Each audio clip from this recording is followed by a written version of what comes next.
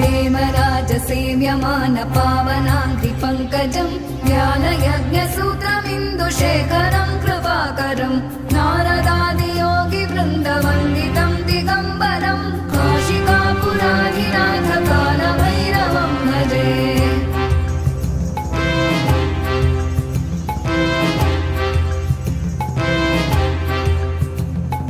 भानुकोटिभास्वरं भवाब्धितारकं परं नीलकण्ठमीप्सितार्थदायकं त्रिलोचनं कालकालमम्बुजाक्षमक्षशूलमक्षरं काशिकापुराधिनाथकालभैरवं भजे।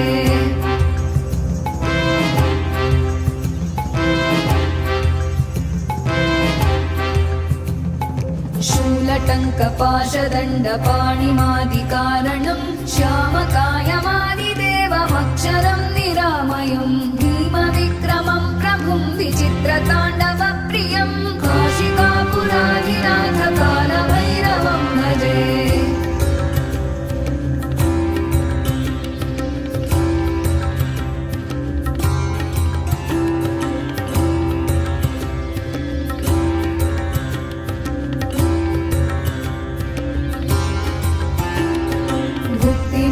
दायकं प्रशस्तचारुविग्रहं भक्तवत्सलं स्थितं समस्तलोकविग्रहं विनिक्मणं मनोग्रहेम किङ्किणीलसत्कटिं काशिकापुराधिनाथकालभैरवं भजे।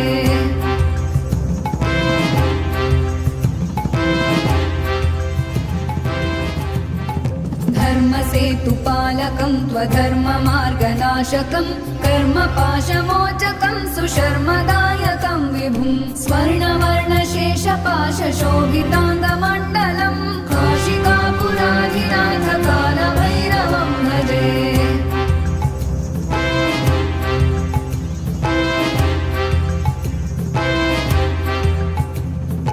रत्नपादुका प्रभाभिरामपादयुग्मकं नित्यमद्वितीयमिष्टदैवतं निरञ्जनं मृत्युदर्पनाशनं करालदंश्रमोक्षणं काशिकापुराधिनाथकालभैरवं भजे।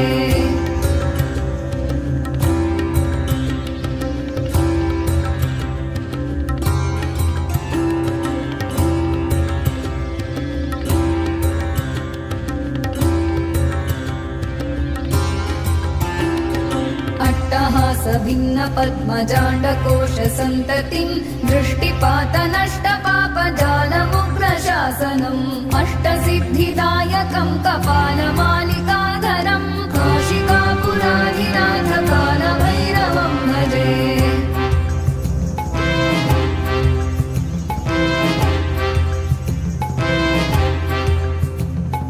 भूतसङ्घनायकं विशालकीर्तिदायकं काशीवासलो